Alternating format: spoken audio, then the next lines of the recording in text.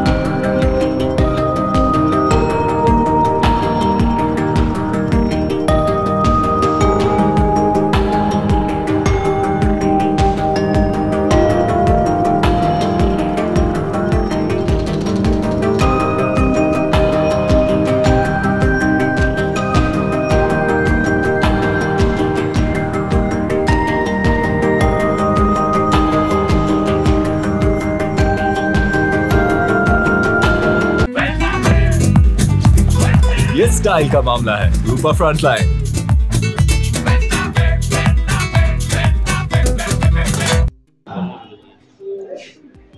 আমি district public prosecutor. আমরা একটা নির্দিষ্ট সময়ে গভর্নমেন্ট আমাদের টাকা দেয়, আমরা টাকা পাই।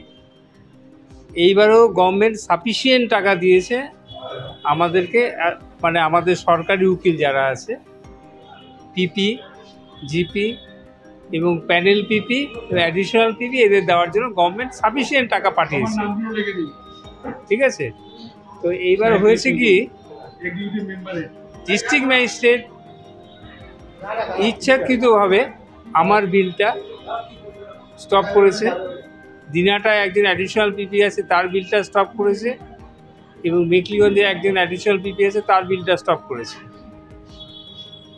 এবং কোনো কারণ দেখায়নি, কোনো কিছু দেখায়নি, কারণ গভর্নমেন্ট টাকাটা পাঠায় 31 মার্চেরই আগে, এবং সেটা ডিসবার্সমেন্ট, সেটা এলআর থেকে আসে এবং ডিসবার্স করার একটা ওখানে অর্ডার থাকে। কিন্তু তারপরেও কোনো কারণ না দেখিয়ে আমাদের বিলগুলো স্টপ করে দিয়েছে, এবং আমাদেরকে জানানো হয়নি কেন আমাদের বিল স্টপ করে দেওয়া হলো, জানানো পর্যন্ত প্রয়োজন মনে করে। তো আমি যার জন্য কাজ বন্ধ করেছি, আজকে 23 তারিখে আমি তো এই টোটাল ব্যাপারটা এলআরকে জানিয়েছি, এবং 23 তারিখে আমি এলআরকে একটা চিঠি করে বলেছি যে 25 তারিখ থেকে আমি কাজ বন্ধ করে দেবো। সেই রকমভাবে আজকের থেকে আমি কাজ বন্ধ করেছি, এবং আমার সাপোর্টে আমি বার অ্যাসোসিয়েশন প্রেসিডেন্ট এবং all the members of bar association এদেরকে একটা প্রেয়ার করেছি যে আমার বিষয়টাকে বিবেচনা করার জন্য, এবং তারা আমার সমর্থনে আজকে সবাই কাজ বন্ধ রেখেছে। সেটা আমি বলতে পারবো না, কুচবিহারের ক্ষেত্রে এটা হয়েছে, যেটা আমার ক্ষেত্রে হয়েছে সেটাই আমি বলতে পারবো। সরকারি পিপি, আমি হচ্ছে ডিস্ট্রিক্ট পিপি, এবং আমার আন্ডারে একটা প্যানেল আছে, সেখানে আরও অনেক প্যানেল পিপিরা আছে। আমি শুধু আমার কথাটাই বলতে পারবো, তাদের বিষয়ে আমার বলার অধিকারও নেই, এখতিয়ারও নেই। হ্যাঁ, একটা হচ্ছে দিনাটা, আর একটা হচ্ছে মেকলিগঞ্জ। আপনার পুরো নাম? আমার নাম অজয় গুহনিয়োগী। কারণটা হলো পিপি, আমাদের জানা যে পিপি দীর্ঘদিন থেকে বিল বন্ধ, তার বিল পায় না। অনেক সময় দেখছি সরকার বিল না দিলে বিল পায় না, কিন্তু সরকার নিজে, আমি জানি আমার সঙ্গে আইনমন্ত্রীর যোগাযোগ আছে, নিজে যথেষ্ট পরিমাণ টাকা দিচ্ছে, বিল নেওয়ার পরেও টাকা দিয়ে এক্সেস থাকে, কিন্তু আর তারপরেও বলছে যে আরও যদি টাকার দরকার হয় আমি টাকা দেব। তারপর আমরা দেখতেছি ইচ্ছাকৃতভাবে প্রশাসন সরকারকে হেয় প্রতিপন্ন করার জন্য এই বিল দেয়নি, যেন সরকারের বিরুদ্ধে আন্দোলন হোক, এটা চাই। আমরা চাই সরকার হস্তক্ষেপ করুক, তাড়াতাড়ি যাতে পিপিদের বিল দেয়, এটাই আমরা অনুরোধ করব।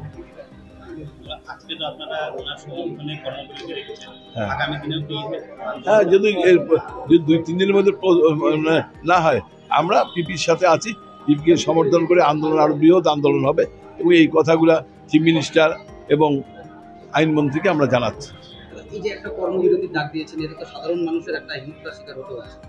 তোমরা সাধারণ মানুষের কথা চিন্তা, একটা লোক না খেয়ে থাকবে, আপনি চাকরি করার পরে আপনি যদি মাস কাপড়ে মাইনাটা না পান তাহলে আপনার কি হবে বলেন?